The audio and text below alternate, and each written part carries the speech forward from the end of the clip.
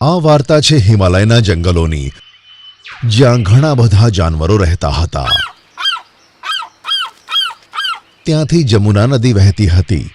આપણે સાંભળ્યું છે કે જમુના નદી ખૂબ જ પવિત્ર છે અને ઘણી પૂજવામાં આવે છે. પણ હવે વાસ્તવિકતા બદલાઈ ગઈ છે. જંગલમાં બધા જાનવરો હળી મળીને રહેતા હતા. કોઈનાથી કોઈને પણ તકલીફ ન હતી. અને ત્યાંનો રાજા સિંહ હતો, જે ખૂબ જ સારો હતો. એક વખત એવું થયું કે એક વાંદરીને બાળક થવાનું હતું, તો બધા જાનવરો તેને મળવા આવે છે.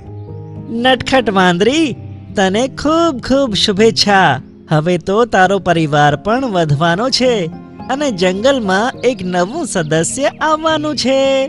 લોમડી ભાઈ, તમારો બહુ બહુ આભાર. એમાં આભારની શું વાત છે? આપણે બધા જાનવર એક પરિવાર છીએ. એકની ખુશી બધાની ખુશી હોય છે.